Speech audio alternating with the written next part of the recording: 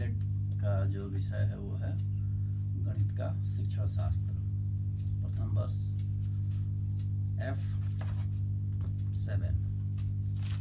F7 में आज हम पढ़ेंगे गणित का शिक्षण शास्त्र। किसी भी विषय को जब ठीक भली बात है, जब हम उसको समझ लेंगे तो उसको लिखना आसान रहेगा, आसानी से हम उसका आंसर दे देंगे। 5 पेज लिखना हो, 10 पेज लिखना हो, जो भी लिखना हो हम उसको दे सकते हैं। तो सबसे पहले गणित का अर्थ, कोई भी किसी विषय में पूछ सकता है कि गणित का क्या अर्थ है ना। गणित हम पढ़ रहे हैं, गणित का तो स्टार्टिंग में देखो लिखा हुआ है गणित का क्या अर्थ है। तो गणित शब्द में ही छिपा हुआ है गणना। ग से गणित और ग से गणना, यानी कि कैलकुलेशन करना, इंग्लिश में उसको बोलते हैं कैलकुलेशन करना। तो गणित क्या करता है कि गणना करना सिखाता है, किसी भी चीज को गणना करना सिखाता है, कैलकुलेट करना सिखाता है। अब हमारे दैनिक जीवन में इसका क्या महत्व है, इसको हम देखेंगे। दैनिक जीवन में गणित का इतना ज़्यादा इम्पोर्टेंस है, इतना ज़्यादा महत्व है कि इसके बिना काम ही नहीं चल सकता है। इस तरह से अब एग्जाम में क्या करना है कि अपने शब्दों में लिखना है। किताब सिर्फ पढ़ना है, हमको किताब सिर्फ पढ़ना है और अपने स्तर से आंसर देना है। किताब पढ़े हुए हैं लेकिन आंसर अपने ही हिसाब से दे रहे हैं, अपने हिसाब से बता रहे हैं, ठीक है। ऐसा नहीं है कि उसको बुक्स पढ़े और जब उसी के हिसाब से जितना लाइन बाय लाइन लिखा हुआ है वो आंसर देंगे तभी नंबर बढ़िया आएगा, ठीक है। ऐसी कोई बात नहीं है, वो अपने ही हिसाब से जानकारी इकट्ठा करने के लिए कोई गाइड होता है, कोई बुक्स होता है, ताकि हमें जानकारी मिल जाए किसी चीज़ के बारे में। लेकिन उसका जो जवाब है अपने ही स्तर से देना है, अपने ही हिसाब किताब से देना है, तभी उसका नंबर ज़्यादा मिलेगा। और जो एग्जामिनर होगा वो ये समझेगा कि हाँ बच्चा वो अपने समझ से इसको आंसर दिया है। तो गणित का क्या महत्व है हमारे दैनिक जीवन में। बिना गणित का हमारे दैनिक जीवन का कोई काम चल ही नहीं सकता है। आदिकाल से लेकर अभी तक मैथमेटिक्स का सबसे ज़्यादा इम्पोर्टेंस है। सबसे ज़्यादा कहने का मतलब कि जितना अन्य विषयों का इम्पोर्टेंस है, महत्व है, जैसे हिंदी हो गया, विज्ञान हो गया, उसी तरह से मैथ का भी सबसे ज़्यादा महत्व है। हालांकि इस विषय से काफ़ी लड़के जो है वो डरते हैं। इस विषय से एक भ्रांति फैली हुई है, एक भ्रम फैला हुआ है कि मैथमेटिक्स बहुत कठिन है, मैथमेटिक्स से बहुत उबाऊ है। एक फोबिया एक तरह का फैला रहता है, जिसको एग्जाम में क्वेश्चन में आ सकता है कि ऐसा कौन सा विषय है जिस ज़्यादातर इसमें लोग उसको फोबिया मानते हैं, बच्चे उसको फोबिया मानते हैं। तो एक बीमारी है फोबिया, जो इसको रिलेट करके कहा गया है। तो मैथमेटिक्स से बहुत सारे लड़के वास्तव में भागते हैं, डरते हैं। यहाँ तक एग्जामिनेशन में जब जाते हैं तो काँपने भी लगते हैं। एक अलग तरह का भय उत्पन्न हो जाता है उनके अंदर कि ये विषय बहुत कठिन है, और अगर उसको मान लेते हैं कि ये कठिन है तो फिर उसका आंसर देना भी मुश्किल हो जाता है। इसलिए ऐसी कोई बात नहीं है, मानना नहीं है। बहुत सारे मनोवैज्ञानिक इस बात को मानते हैं, या बहुत सारे लोग ऐसा कहते हैं कि ये कठिन है, या लड़कियों को किसी काम का नहीं है, ये इंजीनियरिंग के क्षेत्र का है, जो बच्चे इंजीनियरिंग करते हैं या ये साइंस पढ़ते हैं उनके लिए है। तो ऐसा नहीं है। बहुत सारे लोग इस तर्क का खंडन करते हुए बोलते हैं कि नहीं, मैथमेटिक्स तो आसान है, मैथमेटिक्स तर्क पे आधारित है, एक तार्किक विषय है। कौन सा विषय है? तार्किक विषय है और बहुत आसान है, इसको आसानी से सीखा जा सकता है और ये दैनिक जीवन में बहुत ज़्यादा उपयोगी भी है। तो अगर हम हकीकत में देखें तो ये वास्तव में दैनिक जीवन में बहुत ज़्यादा उपयोगी है। मैथमेटिक्स क्या है? बहुत ज़्यादा उपयोगी है। इसके बिना तो काम ही नहीं चल सकता है, चाहे वो ज्योतिष शास्त्र हो, कोई विज्ञान हो, या यहाँ तक कि जो आर्ट्स के स्टूडेंट्स हैं, जो हिंदी पढ़ते हैं, इतिहास पढ़ते हैं, भूगोल पढ़ते हैं, अर्थशास्त्र पढ़ते हैं इत्यादि, इसमें भी आवश्यकता है मैथमेटिक्स का। जैसे मान लो कि इतिहास जो है पूर्णतः कला है, सब्जेक्ट है, जो स्ट्रीम है, जैसे कि साइंस हो गया, कॉमर्स हो गया, उसमें इतिहास जो सब्जेक्ट है, हिस्ट्री है, ये कला से आता है, आर्ट से आता है। लेकिन इसमें भी मैथमेटिक्स का प्रयोग किया जाता है। कब कौन सी घटना कब घटी, कैसे घटी, क्या उसका पीरियड था, क्या काल था, इसकी जानकारी लेने के लिए मैथ का उपयोग करेंगे ना। कि जैसे महात्मा गांधी का जन्म ही कब हुआ था, अगर इसको हम बोलेंगे तो उसमें हम बताएंगे कि 1800 कब हुआ था, 1872 कब हुआ था, उनकी मृत्यु कब हुई तो 1948 में हुई। ऐसे ही हमारा देश आज़ाद कब हुआ तो 1947 में हुआ। संविधान कब लागू हुआ तो इस समय लागू हुई। ये तो पॉलिटिक्स से संबंधित हो गया।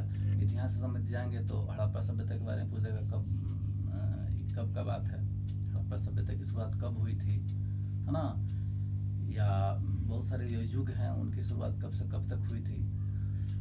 ईसा काल जो कहा जाता है, ईसा से इतने साल पहले, बाद में उसका कैलकुलेशन क्या है, ये सब इतिहास से संबंधित जो क्वेश्चंस हैं वो भी मैथमेटिक्स की आवश्यकता पड़ती है। इसके अलावा विज्ञान जो है, विज्ञान में भी मैथमेटिक्स का फॉर्मूला जो होता है वो रसायन का, भौतिक शास्त्र जो है, भौतिक वस्तुएं जो है, उसमें भी मैथमेटिक्स की आवश्यकता पड़ती है। इकोनॉमिक्स जो बच्चे पढ़ते हैं उसमें भी मैथमेटिक्स की आवश्यकता पड़ती है, उसमें कैलकुलेशन किया जाता है। इसके अलावा कॉमर्स में भी मैथमेटिक्स की आवश्यकता पड़ती है ना।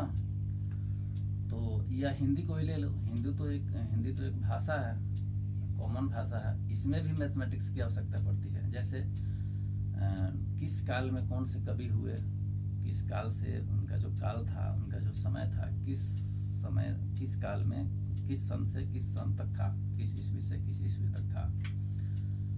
फिर जैसे भारतेंदु हरिश्चंद्र का काल क्या था, विद्यापति का काल क्या था, है ना, कबीरदास का काल समय क्या था, तुलसीदास का समय क्या था इत्यादि। या फिर हम जो युग बोलते हैं, त्रेता युग, कल युग, द्वापर इत्यादि, इस सब का समय क्या है। या ज्योतिष शास्त्र में जो ज्योतिष लोग सीखते हैं उसमें मैथमेटिक्स की तो और भी ज़्यादा आवश्यकता है। आज के डेट में वैज्ञानिक जो है कैलकुलेशन करके बताते हैं कि सूर्य ग्रहण कब होगा या चंद्र ग्रहण कब होगा, लेकिन ज्योतिष शास्त्र में इस बात को पहले से ही कैलकुलेशन करके, गणना करके बता दिया गया था कि इस सन में इस समय सूर्य ग्रहण होगा, या इस समय चंद्र ग्रहण होगा, या इस ग्रह नक्षत्र का प्रवेश इस समय होगा, है ना। भविष्य में इस नक्षत्र का प्रवेश इस समय होगा, ये नक्षत्र इस समय शुरू होगा, है ना। ये कैलकुलेशन से ही संभव है, ऐसे नहीं। तो ज्योतिष शास्त्र में भी गणित का बहुत ज़्यादा महत्व है। दैनिक जीवन में अगर हम देखें तो चाहे कोई अध्यापक हो तो छोड़ दो, उसका तो काम ही शिक्षा देना लेना, वो पढ़ा लिखा रहता है। लेकिन जो नहीं पढ़े लिखे लोग हैं, जैसे कोई बढ़ई हो गया, दर्जी हो गया, वो कम ही पढ़ा लिखा हुआ है, चाहे बिल्कुल नहीं पढ़ा लिखा हुआ है, लेकिन अपने जीविकोपार्जन के लिए वो अपना काम करेगा, अपना धंधा करेगा। कोई टेलर है तो सिलाई कटाई करेगा ना, सिलाई कटाई करेगा तभी तो उसके परिवार का भरण पोषण होगा, 2 पैसा कमाएगा। लेकिन उसका भी एक मेजरमेंट होता है। अगर कोई कपड़ा सीना है और ऐसे ही बिना कैलकुलेशन के, बिना गणना का सीधे, तो फिर वो किसी काम का नहीं। कस्टमर उसको लेगा नहीं, बल्कि उल्टे में उसको बोलेगा, डांटेगा कि मेरा पैसा बर्बाद कर दिया, मेरा कपड़ा बर्बाद कर दिया, है ना। या जो कपड़ा वाला कोई दुकानदार है, अगर कोई कपड़ा मांगता है, कोई बोलता है कि हमको शर्ट पैंट सिलवाना है, तो वो एक पहले पूछेगा कि आपको कितना मीटर चाहिए। तो उसका जो पैमाना जो होता है कपड़े को नापने का, वो 1 मीटर सेंटीमीटर में होता है। तो उसी हिसाब से देगा। ऐसा नहीं कि 2 मीटर अगर कपड़ा से बनता है शर्ट पैंट तो 4 मीटर दे देगा, 5 मीटर दे देगा। तो दैनिक जीवन में इसका बहुत बड़ा महत्व है। दूसरा चीज़ हम उदाहरण लेते हैं बढ़ई का। कोई कारपेंटर है तो अगर कोई कुर्सी बनाना है, टेबल बनाना है, बेड बनाना है, कुछ भी बनाना है, स्टूल बनाना है, तो वो उसको नापेगा, ठीक है ना। उसका कैलकुलेशन करेगा, नापेगा कि कितना इंच, कितना फीट पे हमको कोई कुर्सी बनाना है, कोई टेबल बनाना है या कोई बेड बनाना है, तभी तो उसको बनाएगा। मान लो कि इंसान का एक औसत जो हाइट होता है वो 5.5 फीट होता है। अगर उसको कोई बेड ही बनाना है, वो 7 फीट का बेड बना दे, 10 फीट का बेड बना दे, तो कैसे उस पर चढ़ेगा, है ना। कूद के तो नहीं जाएगा उसको सोने के लिए ऊपर। उसको तो वो देखेगा, कैलकुलेट करेगा कि हाँ कितना फिट बैठता है सोने के लिए। या कुर्सी पर बैठना है, तुम बैठी हुई हो तो उसका भी एक कैलकुलेशन है कि हाँ इतने फीट पर हमको ये बैठने के लिए ये बनाना है। ऐसा नहीं है कि 15 फीट पे कुर्सी का वो बना देंगे तो लोग बैठेंगे कैसे। तो आम जीवन में हम देखते हैं कि हर जगह इसका महत्व है। अब सब्जी वाले को का उदाहरण लेते हैं, सब्जी जो देता है वो किलो के हिसाब से देता है, 1 किलो 2 किलो 10 किलो 20 किलो या जो भी लेना होता है, या 250 ग्राम 100 ग्राम 200 ग्राम। बहुत ऐसी सब्जियां हैं जो कम भी कोई लेता है तो उसके हिसाब से वो उसको तौलता है। इसके अलावा जो जनरल स्टोर में जो लोग होते हैं, जो दुकानदार होते हैं, जो लोग जाते हैं खरीदने के लिए, तो उसमें भी मैथमेटिक्स की आवश्यकता है। 100 ग्राम 50 ग्राम बहुत सारी चीज़ें होती है, 1 ग्राम 2 ग्राम भी। जैसे मान लो कि केसर है, बहुत ज़्यादा महंगा है, तो केसर तो 1 किलो 2 किलो के हिसाब से नहीं होगा, उसका तो ग्राम पे होता है। तो ग्राम का भी उसका निकालना पड़ेगा पैसा। अगर एक मान लो कि 140 रुपये किलो चीनी है, या तो उसका तो अगर कोई 1 किलो निकल लेगा तो दे देगा वो 40 रुपये में, आधा किलो दे देगा 20 रुपये में, 250 ग्राम दे देगा 10 रुपये में। लेकिन केसर लाखों रुपये किलो है, तो अब 1 लाख का तो कोई केसर लेगा नहीं, है ना। जो बढ़िया ब्रांड का केसर जो होता है वो लाखों रुपये है, तो उसके लिए तो कोई 1 ग्राम या उससे भी कम कोई लेगा, उसी का 1000 रुपया हो जाएगा। तो उसके लिए तो कैलकुलेशन करेगा वो कि जब 1 लाख रुपये किलो है या 2 लाख रुपये किलो है तो 1 ग्राम का कितना रुपया हुआ, तो निकालेगा तभी तो देगा। नहीं तो अगर उसको गणना करना नहीं आएगा, उसको मैथमेटिक्स की जानकारी उसको नहीं होगी, और उसको केसर मान लो बाय द वे 1 किलो ही उसके पास हो या आधा किलो हो, अगर कोई 1 ग्राम मांगता है वो 10 ग्राम दे दे तो कई हज़ार रुपये का नुकसान हो जाएगा उसको। तो चाहे कोई भी क्षेत्र हो मैथमेटिक्स की आवश्यकता पड़ती ही है। इसीलिए इसमें लिखा हुआ है कि प्राथमिक स्तर पे शिक्षा गणित का महत्व। और अब हम इसमें देखेंगे कि प्राथमिक लेवल पे, प्राइमरी लेवल पे जो गणित का महत्व क्या है, कैसे है। प्राइमरी लेवल पे या अपर प्राइमरी लेवल पे, उसके आगे तक, माध्यमिक स्तर तक मैथमेटिक्स का मुख्य रूप से पढ़ाई होता है, यानी कि वो पाठ्यक्रम में शामिल ही रहता है। या बच्चे जो प्राइमरी में लेवल पे हो 1 to 5 या 6 to 8 में हो या फिर 9-10th में हो, इसमें मस्ट है कि मैथमेटिक्स रहेगा।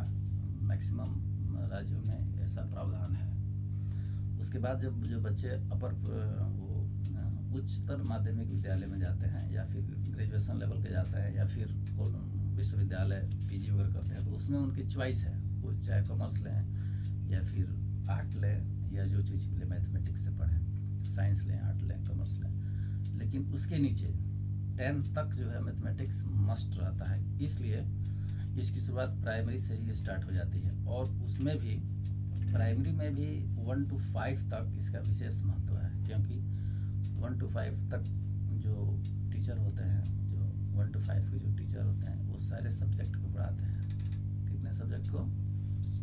सारे सब्जेक्ट को पढ़ाना पड़ता है उनको। मतलब कहने का मतलब कि 1 to 5 के जो टीचर बनते हैं, जो डीएलएड की ट्रेनिंग करके जाते हैं, वो सारे विषय की जानकारी उनको होनी चाहिए। सारे विषय की जानकारी होगी तभी वो ठीक से बच्चों को पढ़ा सकते हैं। हो सकता है कभी हिंदी पढ़ाना हो, कभी इंग्लिश पढ़ाना हो, कभी पर्यावरण पढ़ाना हो, पर्यावरण में भी ये सब विज्ञान वगैरह आ जाता है, या कभी कोई दूसरा विषय पढ़ाना हो, तो सारे विषय को सम्मिलित किया गया है डीएलएड 1 to 5 में। या 6 to 8 में भी मैथमेटिक्स तो है ही है, लेकिन जो टीचर कुछ ऐसे उसमें होते हैं जो विषयवार होते हैं, सब्जेक्ट के टीचर होते हैं, वो उसी सब्जेक्ट को पढ़ाते हैं। स्पेशली प्राइमरी में जितने भी टीचर होते हैं वो ऑलराउंडर होते हैं, सारे विषयों को उनको समझना पड़ता है, देखना पड़ता है। इसीलिए ये डीएलएड का जो एग्ज़ाम हो रहा है, इसमें F1 से लेकर F12 तक है, फिर नेक्स्ट ईयर S1 से S9 तक है। तो इसमें सभी विषय लगभग हो जाता है। कंप्यूटर भी आ जा रहा है, मैथमेटिक्स भी आ रहा है, हिंदी भी, गणित भी, सब चीज़। तो बच्चों की जो स्टार्टिंग पीरियड होती है मैथमेटिक्स की, वो प्राइमरी लेवल से शुरू हो जाती है। इसलिए आवश्यक है कि हम मैथमेटिक्स की भी जानकारी हो, और मैथमेटिक्स कैसे पढ़ाना है बच्चों को ये हम समझें। तो मैथमेटिक्स एक तार्किक विषय है, ये तर्क करना सिखाता है। क्या सिखाता है? उसमें है कि क्रमिकता शब्द गणित शिक्षण में कहाँ तक उपयोगी है। क्रमिकता मतलब होता है एक सीक्वेंस क्या होता है? एक क्रम होता है। क्रमिकता का क्या मतलब होता है? एक क्रम होता है। क्या होता है? जैसे मान लो कि कोई अगर किसी बच्चे को हम जोड़ना सिखा रहे हों, तो उसको अगर हम प्लस सिखा रहे हों तो सीधे प्लस से सीधे डिवाइड पर हम नहीं जाएंगे। अगर हम किसी को जोड़ना सिखा रहे हैं, किसी को, छोटे बच्चे को, तो जोड़ना सिखाते सिखाते ऐसा नहीं है कि जोड़ना क्या, अगर उसको ढंग आ गया तो हम उसको ये डिवाइड करना सिखाएंगे, या फिर भिन्न का वगैरह सवाल सिखाएंगे, या फिर चक्रवृद्धि ब्याज वगैरह पर लेकर चले जाएंगे। ऐसा नहीं, एक क्रम होता है। अगर जोड़ना सिखा रहे हैं तो जोड़ना सिखाएंगे, फिर घटाना सिखाएंगे, फिर गुणा करना सिखाएंगे, भाग सिखाएंगे, फिर ऐसे करके उसको आगे बढ़ाएंगे। ये होता है क्रमिकता। एक क्रम होता है, एक सीक्वेंस होता है, जिस हिसाब से हम उसको बताएंगे। गणित शिक्षक का उद्देश्य, गणित शिक्षक का उद्देश्य बहुत हर पैमाने में बहुत ज़्यादा है। अनुशासन संबंधी उद्देश्य है, बौद्धिक उद्देश्य है इत्यादि। गणित में मनोरंजन क्रियाओं का महत्व बताएं। बच्चे जो होते हैं वो खेल खेल के माध्यम से ज़्यादा सीखते हैं।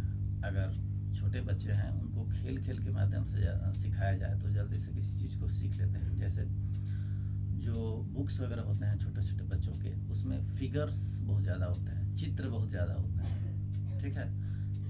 बच्चों के खेलने का चित्र, फुटबॉल का चित्र, गुड़िया का चित्र इत्यादि, तो उनको जो देखते हैं तो उससे वो रिलेट करते हैं अपने माइंड में। जैसे कि अगर मान लो कि शुरू में लिखा हुआ है 1 और एक एप्पल दिया हुआ है, तो एप्पल को 1 से रिलेट करेंगे, देखेंगे कि एक ठो एप्पल है यानी कि एक सेब है, तो वो एक की अवधारणा उनके दिमाग में आ जाएगी। अगर मान लो 5 लिखा हुआ है और 5 पेंसिल दिया हुआ है, किसका चित्र दिया हुआ है, तो 5 पेंसिल को गिनेंगे, काउंट करेंगे 1 2 3 4 5, और 5 पेंसिल को यहाँ जो 5 लिखा हुआ है उससे अपने दिमाग में बैठाएंगे तो वो 5 सीख जाएंगे।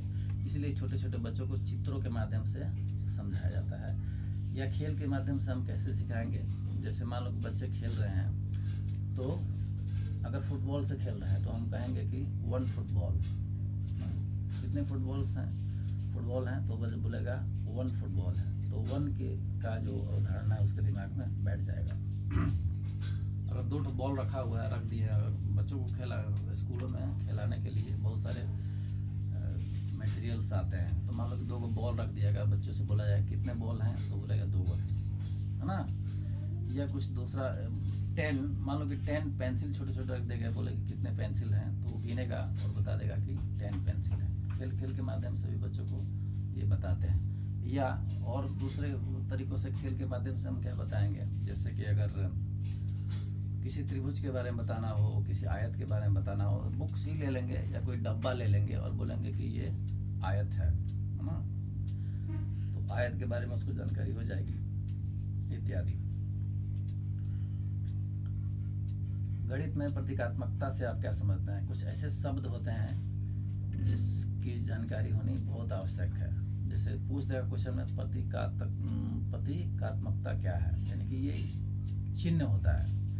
कुछ ऐसी भाषाएं होती हैं जिसको समझने में प्रॉब्लम होता है, लेकिन अगर हम उसको ठीक से समझ लें तो फिर कोई प्रॉब्लम नहीं। जैसे ये अगर देखती हो, कोई बच्चा अगर देखता है प्रतीकात्मकता, तो उसको लगेगा कि ये क्या चीज़ है, लेकिन जब उसको समझाएगा कि ये चिन्ह होता है, जो साइन होता है वो होता है, जो मैथमेटिक्स में जो चिन्ह होते हैं वो होता है, इससे कोई घबराने की बात नहीं है। जैसे बहुत सारे चिन्ह हैं जो प्रतीक हैं, प्रतीक मतलब चिन्ह होता है। मैथमेटिक्स में चिन्ह जानती हो ना, जैसे मैं प्लस का चिन्ह, माइनस का चिन्ह, जोड़, घटाव, गुणा, भाग, भिन्न, उसके बाद ये बट्टा का है, उसका त्रिभुज है, आयत है, वर्ग है, रेखा है ना इत्यादि, घनमूल है, वर्गमूल है, ये सब सारी चीज़ें हैं। तो ये प्रतीक है ना ये, और उसका एक सिंबल होता है, जैसे प्लस का सिंबल है, माइनस का सिंबल है, चिन्ह है, और वर्ग का चिन्ह है, त्रिभुज का चिन्ह है, आयत का चिन्ह है, घनमूल का चिन्ह है, कैसे लिखाएगा। तो इस सब की जानकारी जब हमें रहेगी तो हमें उन प्रतीकों को पहचानने में आसानी रहेगी और उन सवाल को दे देंगे। जैसे किसी बच्चे को यही पता नहीं हो कि प्लस का क्या चिन्ह है और प्लस माइनस में कोई भेद नहीं कर पा रहा हो, 2 + 2 = 4 होता है, तो उसको वो माइनस समझ ले, घटाना समझ ले, तो उसका आंसर गलत हो जाएगा। इसलिए उन चिन्हों चिन्हों की जानकारी बहुत आवश्यक है, उन प्रतीकों की जानकारी बहुत आवश्यक है मैथमेटिक्स में। गणित सीखने सिखाने में भाषा की क्या भूमिका है? भाषा अत्यंत महत्वपूर्ण है। अपनी बातों को दूसरे के समक्ष रखने में, इसके बारे में बताए थे तुमको हम। तो गणित सीखने सिखाने में भी भाषा की अहम भूमिका होती है। मैथमेटिक्स में कुछ ऐसे क्लिष्ट शब्द होते हैं जिनको सुनने के बाद बच्चा समझ नहीं पाता है कि ये क्या लिखा हुआ है। उन क्लिष्ट शब्दों के बारे में अगर जानकारी हो, उन जैसे कि हार्ड वर्ड के बारे में अगर जानकारी हो बच्चों को, तो उन्हें कोई प्रॉब्लम नहीं होगी समझने में, वो आसानी से समझ लेंगे। जैसे मान लो किसी बच्चे से को कहा जाए घटाने के लिए, तो वो जानता है 2 - 1 अगर कहा जाए तो 2 में से 1 घटाने के लिए कहेगा, माइनस का चिन्ह उसको पता हो तो एक उसका आंसर 1 दे देगा। लेकिन उसको कहा जाए कि इसका व्यवकलन करना है, क्या करना है? तेज बोलो। व्यवकलन करना है, तो व्यवकलन मतलब भी घटाना ही होता है, लेकिन उसको उस भाषा के शब्द के बारे में जानकारी नहीं हो। मैथमेटिक्स में बहुत सारे ऐसी भाषाएं, एक ही चीज़ के कई सारे नाम हैं। या कह दिया जाए अंतर कीजिए, इन दोनों में अंतर निकालिए, तो अंतर के बारे में उसको नहीं समझ में आया कि अंतर क्या होता है। उसको सिर्फ दिमाग में यही बैठा हो कि घटाओ का मतलब ही घटाव होता है, घटाना होता है, घटाने का मतलब घटाना होता है। उसमें दे दिया जाए कि इन दोनों में क्या अंतर है, 5 - 4, इन दोनों में क्या अंतर है, तो उसका मतलब भी घटाना ही होता है, तो 1 का अंतर है। या व्यवकलन कह दिया जाए तो उसमें भी घटाना ही होता है। घटाना कह दिया जाए तो उसका मतलब घटाना ही होता है। या एक बोल दिया जाए कि कोई, उदाहरण के तौर पर उसको समझाएंगे कि कोई व्यक्ति है, आम खरीदने के लिए गया और 10 आम उसने खरीदा, घर आके 4 आम उसने अपने भाई को दे दिया, तो कितना बचा? तो अब उसके दिमाग में होना चाहिए कि इसको करना क्या है। तो जब उसको उस भाषा को समझेगा कि नहीं इसको घटाना है, घटाने से ही आएगा, तब उसका आंसर देगा। ठीक है। इसके अलावा किसी दूसरे उदाहरण को हम लेते हैं। कोई बच्चा है, उसको उसके पापा 5 रुपये दिए और फिर बाद में उसकी मम्मी भी 5 रुपये दे दी, और उससे पूछा जाए, अच्छा ये बताओ तुम्हारे पापा ने तुमको 5 रुपये दिया, फिर तुम्हारी मम्मी ने भी 5 रुपये दिया, तो कितना रुपया हो गया? तो उसको ये समझ में आना चाहिए कि हाँ इसको जोड़ देंगे तो आ जाएगा। तो बोलेगा, अगर वो जानता है तो बोलेगा कि 5 + 5 यानी कि 5 रुपया पहले और 5 रुपये बाद में 10 रुपया हो गया, उसको जोड़ देगा। तो ऐसे उदाहरणों से भी बच्चों को हम पढ़ाते हैं और मैथमेटिक्स की जानकारी धीरे धीरे उसको दे सकते हैं, प्लस की, माइनस की, गुणा की, भाग की इत्यादि। गणित महत्वपूर्ण विषय क्यों है ये बता दिए कि गणित का जीवन के हर क्षेत्र में, पग पग पर इसका महत्व है। हर जगह ये लागू होता है, हर काम में लागू होता है ना। इसके बिना काम चल ही नहीं सकता। इसलिए मैथमेटिक्स बहुत, इसे डरने की आवश्यकता नहीं है। बहुत सारे बच्चे डरते हैं और बाद में जाकर मैथमेटिक्स लेते भी नहीं हैं। अपर क्लास में जब पढ़ने जाते हैं तो मैथमेटिक्स नहीं लेते हैं, तो ऐसी कोई बात नहीं है।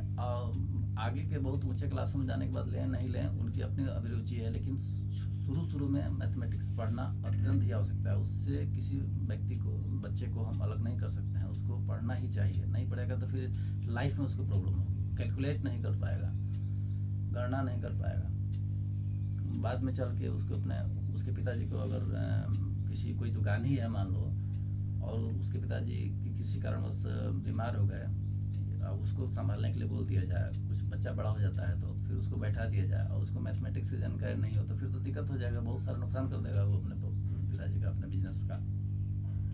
एक दिन में ही किसी को 100 ग्राम देना है तो आधा किलो दे देगा, 1 किलो दे देगा, पैसा उसी हिसाब से ले लेगा।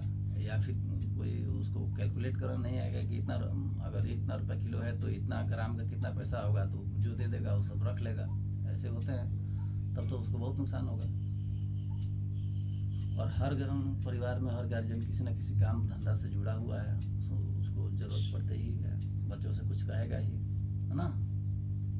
अभी कुछ सामान लेना है गया लाने के लिए, तो उसको अगर नहीं ढंग होगा तो फिर वहाँ क्या दे रहा है दुकानदार, क्या नहीं दे रहा है, कितना दे रहा है, तो यही सब जानेगा। उसके बारे में अगर नहीं पूछा जाए तो कम भी ला सकता है, ज़्यादा भी ला सकता है, कम सामान लाकर ज़्यादा पैसा दे सकता है, ज़्यादा पैसा देकर कम सामान आ सकता है, कुछ भी हो सकता है। इसलिए जानकारी देना बहुत ज़रूरी है।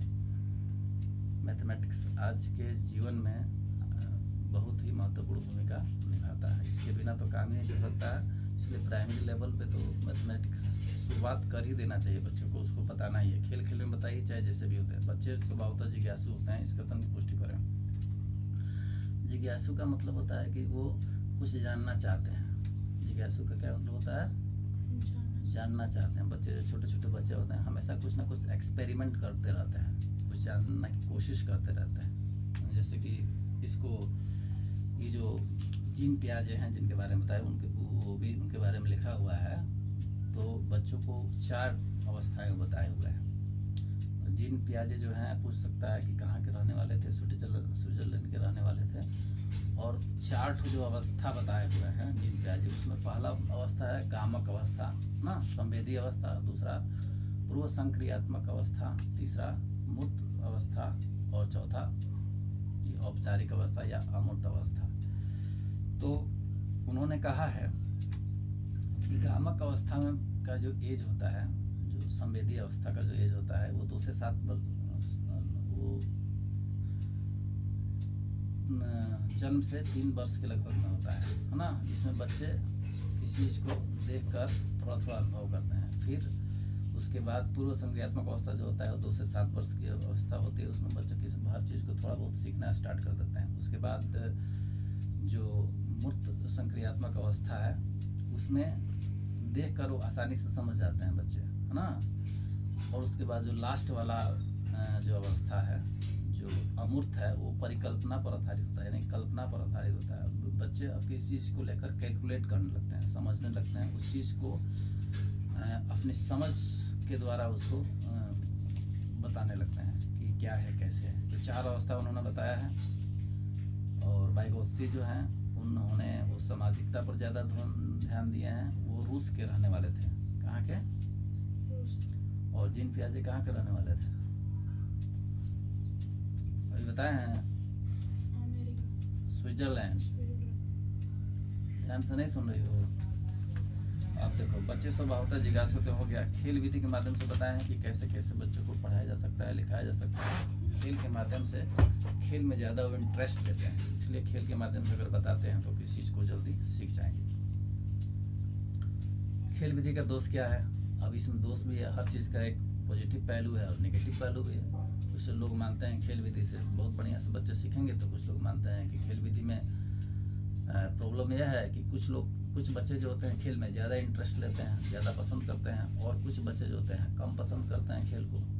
तो जो खेल को ज़्यादा पसंद करते हैं वो तो अपने खेलेंगे, कूदेंगे, सीखेंगे, वो अपना आगे बढ़ जाएंगे। लेकिन जो खेल को कम पसंद करता है बच्चा, वो कहीं बैठा रहेगा या खेलना में इंटरेस्ट नहीं लेगा, खेलने में कहीं जाकर बैठ जाएगा, कहीं खड़ा हो जाएगा, है ना। सर से बोलेगा कि सर हम नहीं खेलेंगे, तबीयत खराब, बहाना बना देगा, तबीयत ठीक नहीं है, इसलिए उसको उसमें इंटरेस्ट नहीं है। और जब इंटरेस्ट नहीं है, जो खेलने वाले बच्चे हैं वो खेल कूद से आगे बढ़ जाएंगे, और जो नहीं खेलने वाले हैं वो पीछे रह जाएंगे। तो कुछ लोग इसको ये भी मानते हैं कि इससे समय की बर्बादी होती है। अगर ऐसे बच्चे हैं, बहुत सारे बच्चे ऐसे उसमें हों जो खेलना पसंद नहीं करते हों, या खेल में उनको नहीं सीख पाते हों, और ज़्यादातर खेल पर ही ध्यान दिया जाए कि बच्चे खेल से सीख जाएंगे, तो फिर वो समय बर्बाद होगा, खेल से नहीं सीख पाएंगे। कुल मिला जुला कर इसके बेनिफिट भी है, नुकसान भी है। लेकिन बेनिफिट हम देखेंगे आज के डेट में तो ज़्यादा है। छोटे छोटे बच्चों को खेल के माध्यम से सिखाया जाता है, इसलिए खेल वाले स्कूल भी आजकल बहुत सारे खुल गए हैं।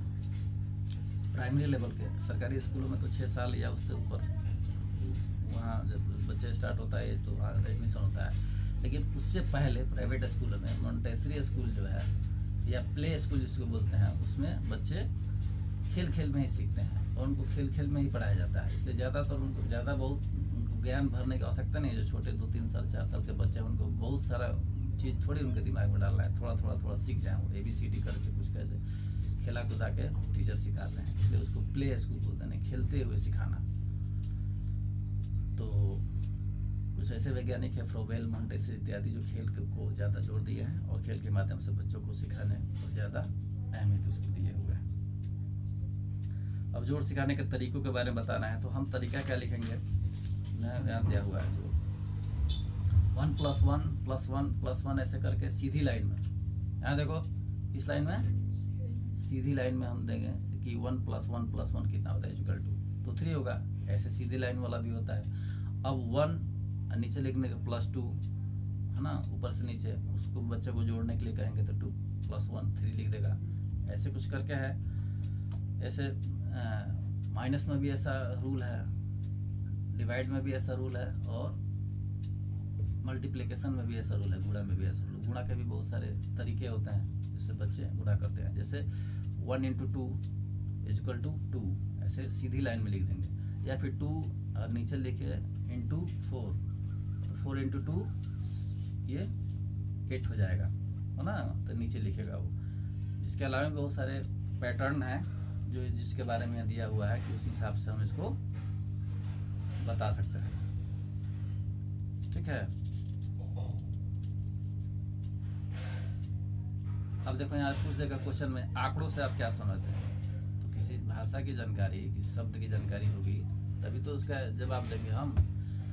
आंकड़ों के बिना तो काम चल ही नहीं सकता है। जैसे कि अगर कृषि क्षेत्र में ही देखा जाए तो कृषि क्षेत्र में आंकड़ों का ये महत्व है कि कोई पैदावार जो है, कोई अगर कृषि क्षेत्र में कोई बढ़ोतरी होती है तो किस हिसाब से होती है। अगर कोई 10 साल खेती करता है और तो उसको कैलकुलेट करेगा कि हाँ इस सन में कितने पैदावार हुई, कितना फसल हुआ, इस सन में कितना हुआ, इस सन में कितना हुआ, और इस सन में कितने का लागत हुआ। जैसे मान लो 1991 में किसी ने 5,000 रुपया खेती में लगाया, उससे उसका प्रोडक्शन कितना हुआ। 1992 में उसने इतना लगाया, उसके बाद उसका प्रोडक्शन कितना हुआ। एक ग्राफ के माध्यम से भी इसको हम सीखते हैं, उसी को आंकड़ा बोलते हैं। जब आंकड़े रहेंगे तो जैसे कि मान लो कि पॉपुलेशन को ही लेकर है, 1991 कितनी जनसंख्या थी, फिर जो 10-10 साल के बाद जो जनसंख्या का कैलकुलेशन होता है, जो गणना होता है, उसमें कितना परसेंटेज बढ़ा, कितने लोग बढ़े, है ना।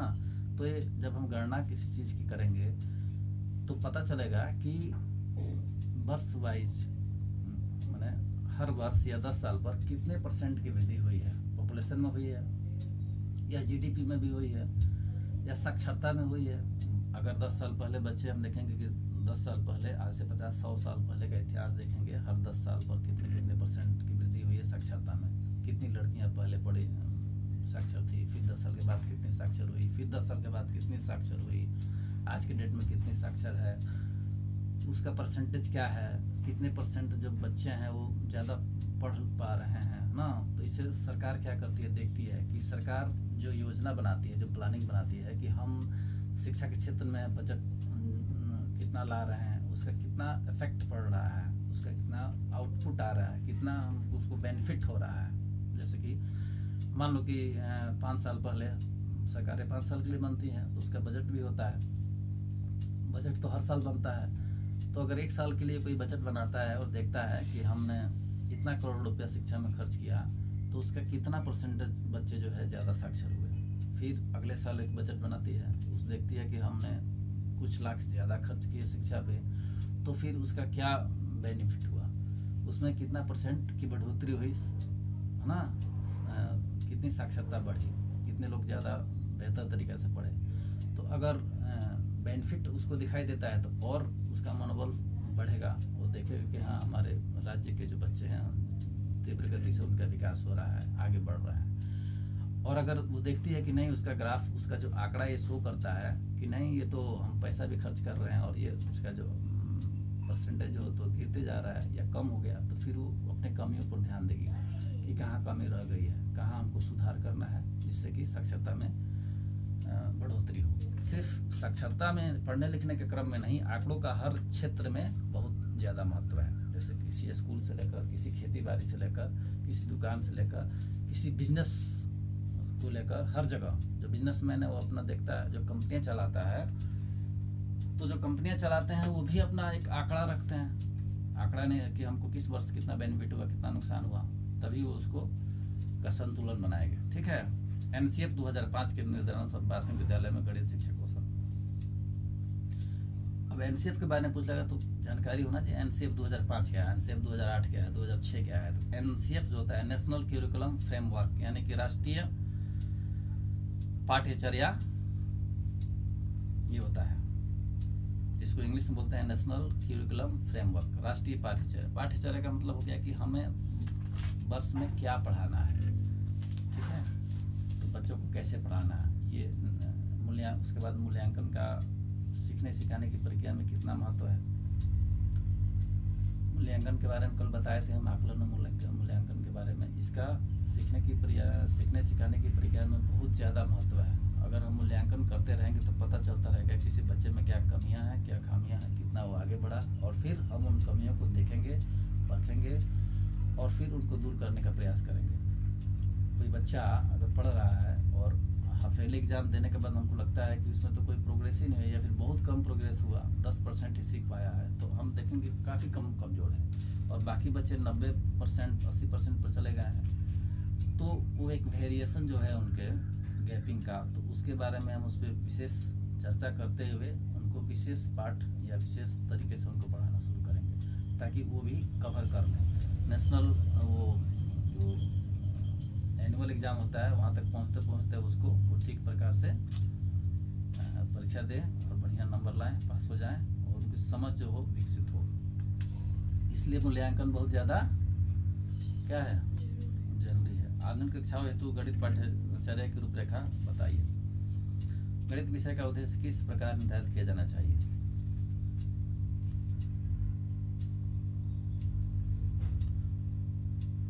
आंकड़ों के बारे में बता दिया गया। मानसिक गणित में पैटर्न की आवश्यकता, पैटर्न बहुत ज़्यादा जरूरी है ना। वो जो पैटर्न बताए हैं तुमको, क्रम वाइज जो हम सीखते हैं वो बताते हैं। गणित की प्रकृति क्या है, तो गणित की प्रकृति जो है, हम देखते हैं कि हमारे समाज में या इस प्रकृति में गणित से संबंधित बहुत सारे चीज़ होते हैं, जिसको बच्चे अगर हम थोड़ा सा इंडिकेट करें तो आसानी से समझ जाएंगे। जैसे त्रिभुज है या चतुर्भुज है इत्यादि। जैसे कि मान लो कि जिस टेबल पर हम पढ़ा रहे हैं इससे किसी बच्चे से पूछा जाए कि इसका जो साइज है कैसा है, या हम बताएं कि अगर ये आयताकार है, तो उसके दिमाग में बैठ जाएगा, है ना। तो टेबल के जैसे ही किसी अन्य चीज़ को देखेगा तो उसको लगेगा कि हाँ ये आयत है ना। या वृत्त के बारे में बताते हैं, तो अगर कोई फुटबॉल रखा हुआ है या कोई गोल वस्तु रखी हुई है, कोई गोल वस्तु है, कोई पत्थर ये जो गोल है, मान के चलो कहीं देख ले प्रकृति में वो, तो देखेगा कि उसका रिलेशन वो लगाएगा कि ये वृत्त है ना। उसको बता दिया जाए कि ये वृत्त है, तो उसके दिमाग में बैठेगा कि ये गोल चीज़ें जो होती है वो वृत्त होती है ना। और दूसरा इसमें है मैथमेटिक्स में कि सार्वभौमिकता पर के सिद्धांत पर ये खड़ा उतरता है। कौन? मैथमेटिक्स। सार्वभौमिकता का मतलब होता है कि मैथमेटिक्स का जो आंसर होगा वो हर जगह एक ही होगा। क्या होगा? जैसे 2 + 2 4 होता है, तो किसी स्कूल में भी वही होगा, किसी घर में भी अगर कोई टीचर पढ़ाता है तो 4 ही होगा। अगर किसी जंगल में जाकर किसी पहाड़ के ऊपर चढ़ के अगर वो 2 + 2 अगर कोई लिख कर दे उसको, तो वो भी 4 ही होगा। यहाँ से अगर इंडिया से अमेरिका चला जाए, वहाँ पे कोई बोला जाए 2 + 2 कितना हुआ, तो 4 ही होगा। तो मैथमेटिक्स का जो आंसर हो नहीं बदलता है, उसका एक फिक्स आंसर होता है। ठीक है, तो इसका ये भी सिद्धांत है कि मैथमेटिक्स का जो आंसर है वो बदलता नहीं है, जो है वो है। तार्किकता के आधार पर, अब यहाँ दिखा हुआ है गणित तार्किकता के आधार पर समस्या का समाधान करता है, तर्क शक्ति विकसित करता है गणित। जैसे रीजनिंग जानती हो, रीजनिंग का सवाल बनाई हो, तो रीजनिंग में क्या होता है? तर्क किया जाता है। जैसे मान लो कि अगर लिखा हुआ है 2, उसके बाद लिखा हुआ है 4, फिर 6, फिर 8, तो उसके बाद क्या होगा? 10। तो इस थोड़ा सा तुमको समय लगा, तुमने तर्क किया, सोचा, इस पर विचारा कि किस हिसाब से बढ़ रहा है। तो हमने देखा कि 2 में 2 ऐड कर रहे हैं तो 4 आया, फिर 4 में 2 ऐड कर रहे हैं तो 6 आया, फिर 6 में 2 ऐड कर रहे हैं तो 8 आया। इसका मतलब ये हुआ कि हम हर बार 2 ऐड कर रहे हैं, तब इस पे हम तर्क दिए। जैसे मान लो लिखा हुआ है 10 - 8, फिर यहाँ गैप कर दिया और फिर वहाँ पे लिख दिया 10 - 8, फिर माइनस छोड़ दिया, फिर लिख दिया 4, तो यहाँ पे क्या हो जाएगा? 6 हो जाएगा। यानी कि हम 2 घटा रहे हैं। ठीक है, 10 - 10, 8, फिर 6, फिर क्या हो जाएगा? 4 यानी कि 2 माइनस करके हम उसको लिख रहे हैं, 2 माइनस करके उसको लिख रहे हैं। उसके बाद जैसे मान लो दूसरा तर्क हम देखते हैं, जैसे लिख दे 2, उसके बाद लिख दे 4, फिर उसके बाद लिख दे 8, फिर उसके बाद क्या होगा, 2 के बाद 4 लिख दे, 4 के बाद 8 लिख दे, तो 8 के बाद क्या होगा, 16 होगा। इसमें हम देख रहे हैं कि मल्टीप्लिकेशन का मेथड लागू होता है। 2 के बाद 4 दिया है तो 2 में 2 से गुणा किया हुआ है, 4 हो गया। फिर यहाँ जो 4 आ रहा है इसमें फिर 4 से 2 से गुणा कर रहा है, तो 4 दूना 8 हो गया। यानी कि हम देखते हैं कि जो भी संख्याएं लिखी जा रही हैं उसमें 2 से गुणा करना है, ठीक है। तो यहाँ अगर 8 है तो 8 दूना फिर 16 हो जाएगा। तो फिर 16 के बाद अगर गैप दे दिया फिलिंग वहाँ पे, तो 16 के बाद क्या हो जाएगा, 32, और फिर 32 के बाद छोड़ दिया है तो वहाँ 64 हो जाएगा। यानी कि 2 से गुणा करना है। ये तर्क के आधार के भी आधार पर हम मैथमेटिक्स को देखते हैं और पढ़ते हैं। तर्क शक्ति का भी विकास करता है ये मैथमेटिक्स। तर्क मतलब सोचने पर हमें सोचने के बारे में हमें सोचने का ज्ञान देता है। इसी को हम तर्क के आधार पर पढ़ना बोलते हैं। यहाँ देखो मापन लिखा हुआ, मापन के बारे में हम किसी भी वर्ड को समझना जरूरी है। मापन क्या है, तो किसी भी चीज़ को जब हम मापते हैं तो उसका एक मेजरमेंट का एक इंस्ट्रूमेंट होता है, एक यंत्र होता है मापने का, उसी हिसाब से उसको मापते हैं। जैसे अगर किसी कपड़े को मापना है